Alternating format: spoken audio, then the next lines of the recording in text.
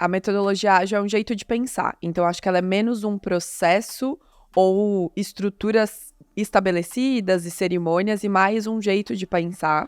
A gente sabe que ela foi... começou a pensar sobre ela ali nos anos 90, e com o Manifesto Ágil, a gente começou a conseguir destrinchar algumas coisas. E aí existem 3 metodologias que são as mais conhecidas. Então, que é o Lean, o Scrum e o Kanban. E aí, a partir disso, hoje se derivam algumas outras. Então, tem gente que usa um Scrumban, que é uma mistura. Aí, acho que cada empresa foi entendendo o seu jeito e sua forma de fazer, sabe? Aí eu já tenho uma pergunta aí para derivar, porque uma das coisas que a gente também estava falando aqui nos bastidores é que às vezes a gente tem pessoas que querem aplicar uma metodologia de uma forma muito caretona, assim, né? Ó, então é assim, as regras são essas, tal, bababá.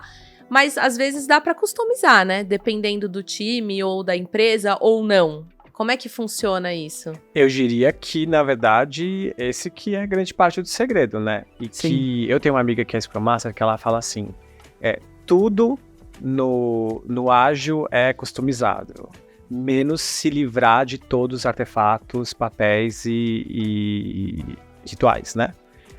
Então, que o lance é justamente esse. Eu vejo muito nas empresas esse desejo de implementar o modelo do Spotify. Que aí todo mundo olha esse modelo... E que o Spotify não usa mais hoje. E que o Spotify não usa mais hoje. Então fica todo mundo olhando o modelo do time de engenharia do Spotify, a tribo, a guild, essa coisa toda, e a galera fica tentando enfiar a goela abaixo um modelo que não necessariamente se reproduz, porque eu concordo com a Mari, é muito mais um jeito de pensar, porque senão a gente fica muito restrito à questão de TI, e aí quando você quer escalar isso para toda a organização, você precisa muito mais de um jeito de pensar, que a gente poderia chamar de mindset ágil, que a gente tá meio cansado dessa palavra, né? Mas enfim, e aí eu acho que as pessoas perdem um pouco, acho que a relação primordial, as 2 relações primordiais, as premissas primordiais do ágil, que é resolver o problema das pessoas, né? Melhorar a experiência de clientes, de pessoas, enfim, e entregar valor a todo momento, porque as pessoas, eu acho que vale a pena você comentar, confundem ser ágil com ser rápido, né? Sim. Eu acho que é um grande erro. Isso é maravilhoso, uma pergunta também. Tem um ponto também que o ágil virou o fim, e o ágil não é o fim, ele é o meio, né? Então ele é parte do que faremos para chegar num determinado objetivo. E sobre poder criar e entender o seu jeito, parte do ágil chega e ganha força para que as mudanças do mundo, que estão cada vez mais rápidas ali, possam fazer sentido dentro dos negócios. E aí, para mim, não tem sentido você pegar algum processo ou alguma cerimônia ritual e querer encaixar em indústrias e segmentos que são tão diferentes e que tem pessoas, gerações, enfim, tão múltiplas, assim. Então, precisa ter um olhar. Eu acho que no ano passado a gente viu um movimento de mercado, principalmente de tecnologia aqui no Brasil, de desligar pessoas, os agilistas, né, que são essas pessoas guardiãs desse método, desse jeito de pensar. E esse ano a gente entendeu o quanto isso impacta o negócio e como, na verdade, pegar uma metodologia para ser o que a gente estava fazendo errado ou o que não precisa, não é o caminho.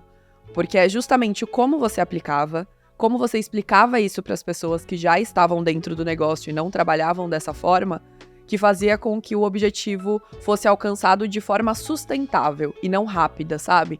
Então, acho que o ágil ele vem para ter entregas sustentáveis e ligadas à experiência do usuário, e não para ser rápido e entregar dentro de 15 dias. Isso que você falou me lembra um pouco do lance de fazer a virada para o ágil, sabe? Sendo autêntico.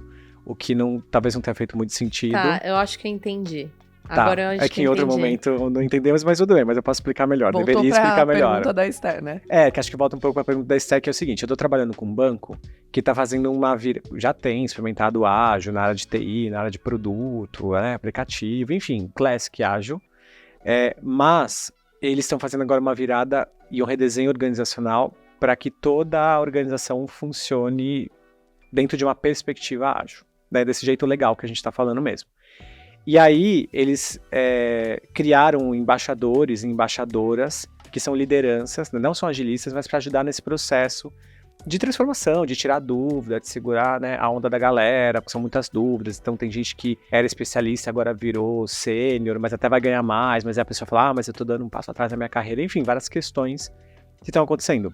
E aí eu tô trabalhando com esse grupo para ajudar esse grupo a impulsionar essa transformação cultural, né? Que é o meu trampo. Adorei que a gente começou com uma antropóloga hoje, valorizando aqui a galera, né? A turma, isso, valorizando a classe. E aí eles viraram para mim e falaram assim, mas e quando né, no primeiro momento as pessoas falaram que a comunicação, episódio 5 ou 4, ou 5 da nossa última temporada, que a comunicação era um problema. Eu falei, deixa eu te falar, a comunicação é sempre bode expiatório. Tipo, vão culpar a comunicação. E é feito por ondas. E nessa segunda onda, as pessoas vão falar que é treinamento, porque a gente ainda não sabe os treinamentos que a gente vai dar, e as pessoas querem saber quais são os treinamentos que virão. E a gente não sabe o que responder. Aí eu falei, cara, tudo bem que você não sabe o que responder, porque afinal de contas não é pra ter todas as respostas, é pra você tentar prever necessidades, mas também ver como é que a gente vai sanar isso. Aí o cara virou pra mim e falou assim, não, mas tem pessoas que eu respondo a verdade, que é tipo, não sei, tem pessoas que eu não respondo a verdade porque ela precisa ficar segura. Eu falei, então, tem que ter um afago, né? Isso, que eu falei, aí você tá com um problema, que as pessoas conversam e elas vão perceber que alguma coisa no seu discurso não tá consciente. Eu falei, aí, tudo isso pra chegar no ponto que, como é que um processo de virada pra uma cultura ágil não vai acontecer de maneira ágil, no sentido de que a gente só vai saber quais são os treinamentos que a gente vai dar a partir do momento que a gente identificar quais as dores dessa nova liderança. Mas enquanto a gente não tem essa nova liderança e ela não dizer, inclusive, o que é preciso, a gente não vai ter. Então, assim, é falar que o processo se dá de maneira metalinguística, metaprocessual, se dá por si mesmo. Sim. E é meio Eu empírico. diria que é o orgânico, empírico, não? Sim, o metalinguístico é o processo dentro do processo. Seu processo dentro do processo, sim. Entendeu? Sim.